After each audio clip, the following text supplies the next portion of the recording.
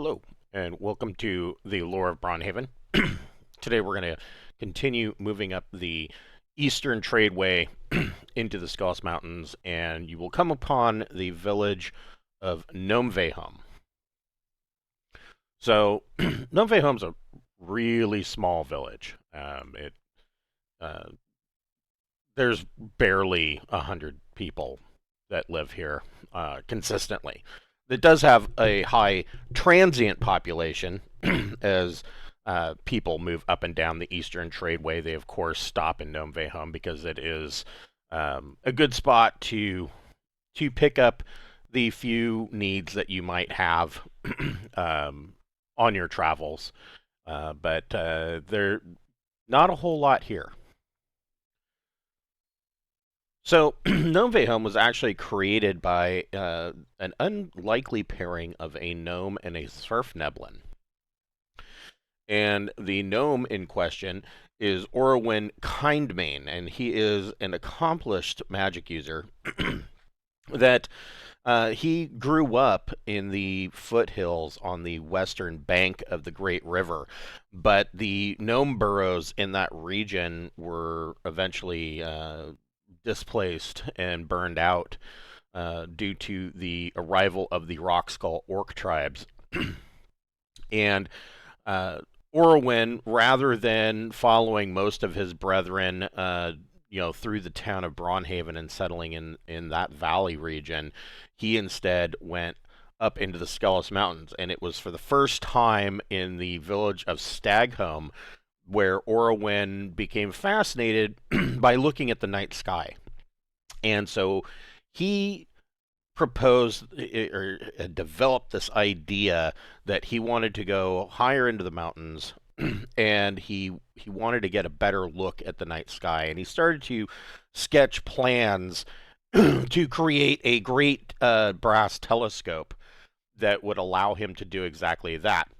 And so he set out along the Eastern Tradeway, deep up into the Skulls Mountains, all the way to the dwarven capital city of Zlatoheim, for a couple of reasons. The main reason being that he knew that in Zlatoheim the dwarves were master craftsmen. They would be able to work the bronze and brass needed to create the telescope.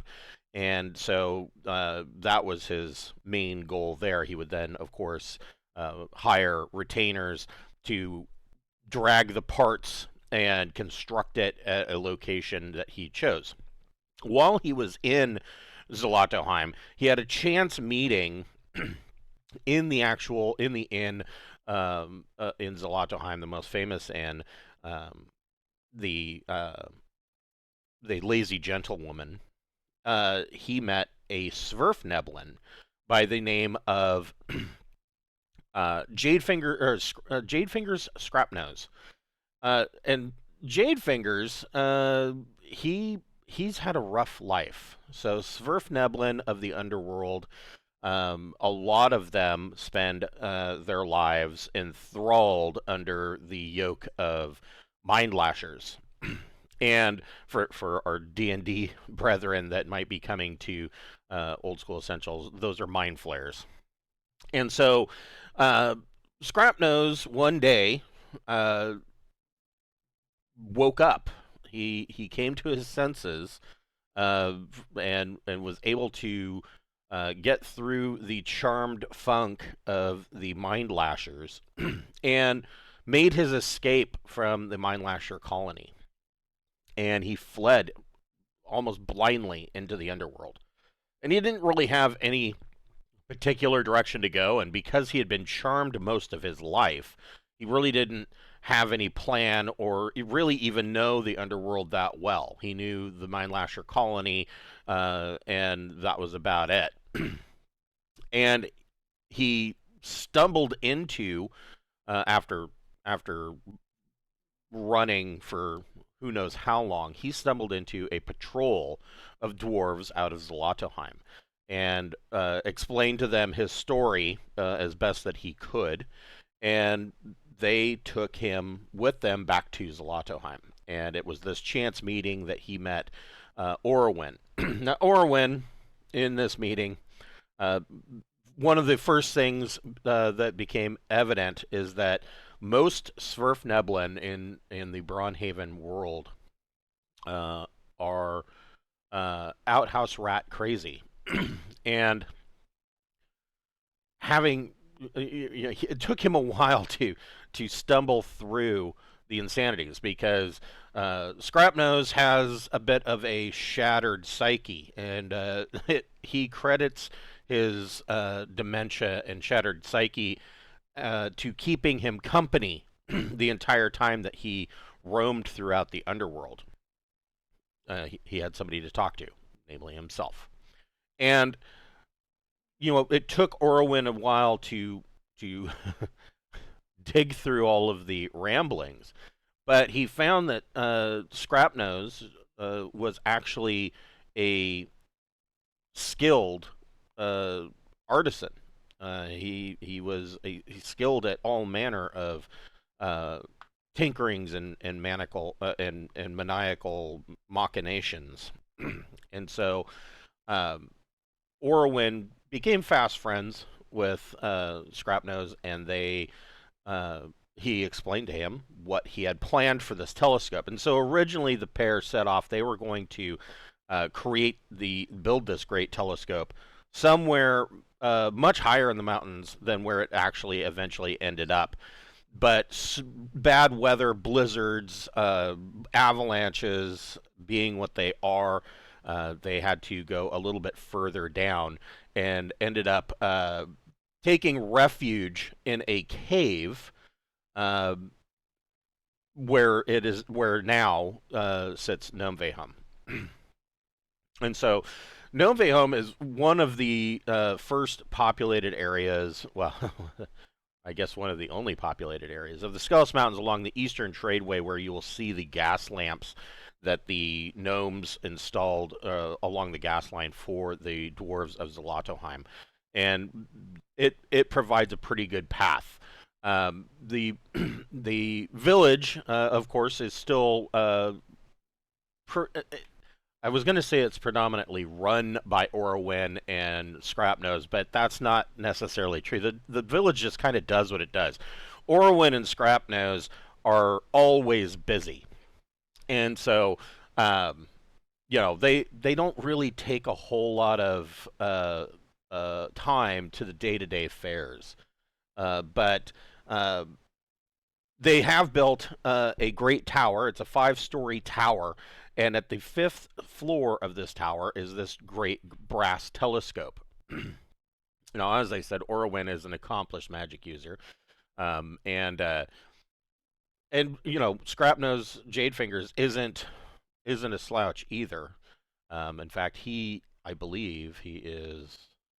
Well, he's a Sverfneblin, so he has illusion magic capable to him. But mostly, Scrapnose Jadefingers spends most of his time tinkering with the telescope itself and doing upgrades. But it took a single season, and these guys spent their winter in this cave right here.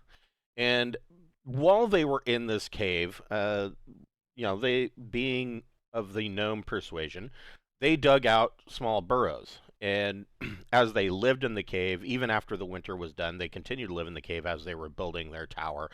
And they continued to dig out more and more burrows in this cave, enough that they eventually ended up making a living burrow for several gnome families. And a gnome family usually is multi-generational. So, I mean, these are primo living spaces, and being who they are, Orwin, Kindmane, and Scrapnose Jadefingers, these gnome burrows have some of the highest technological abilities of anywhere in the region. They have indoor plumbing, they have heated fireplaces with steam appliances, all manner of technological advancements that you may not see in other areas.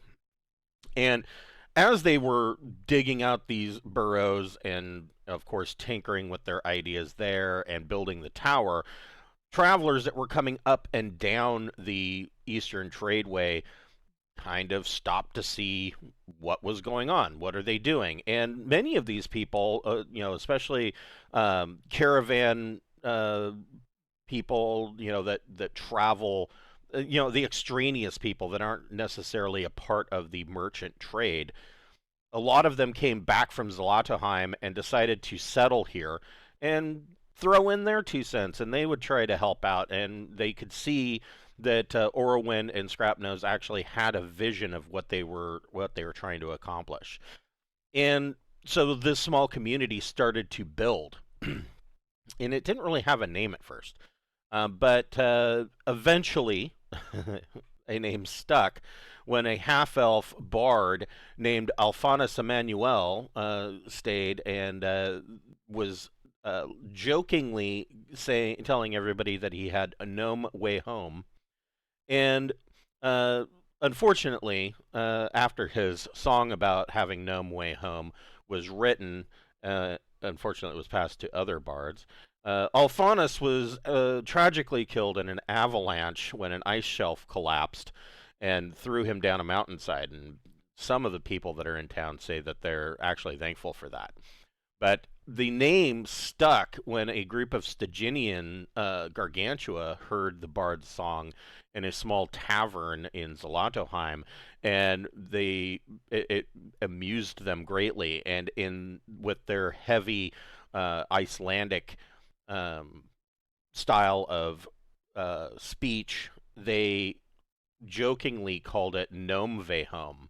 And so the that pronunciation kind of stuck and got written into the histories, and so everybody just refers to the town as Gnomeveiholm.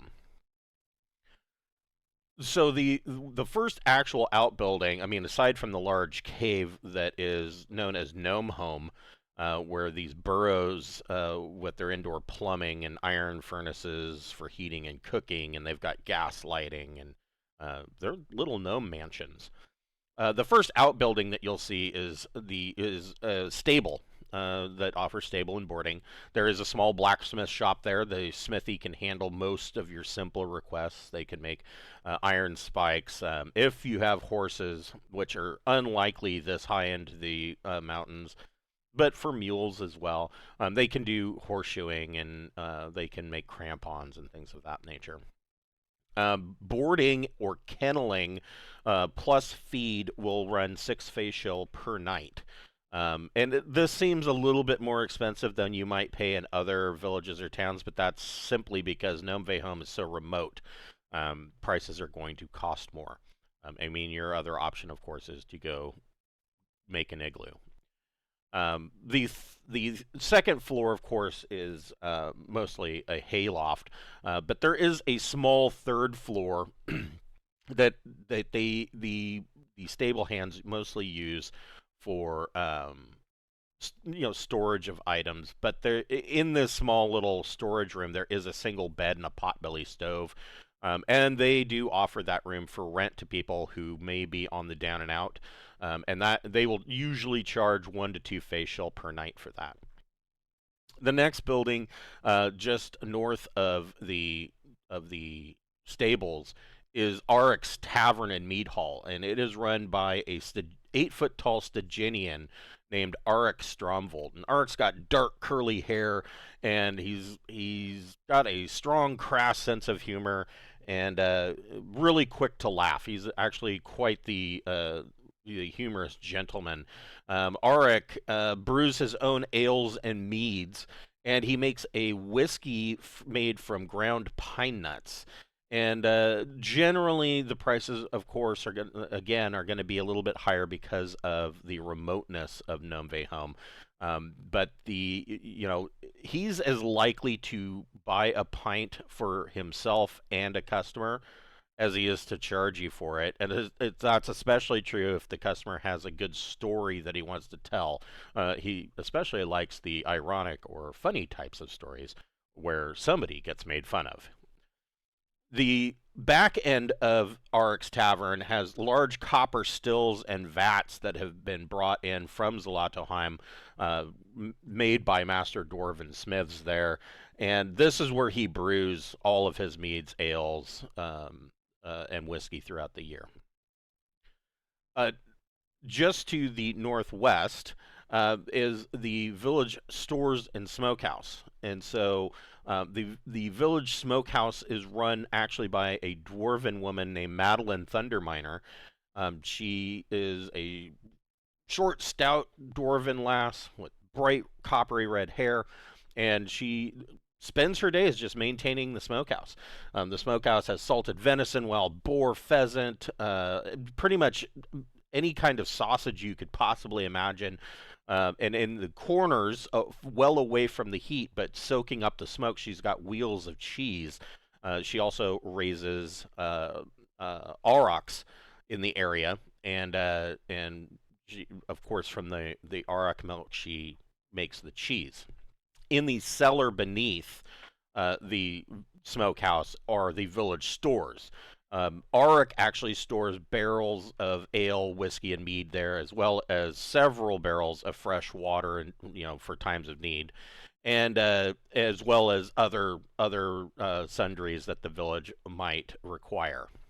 And then next to the or across the way from the smokehouse is the Virtus Inn.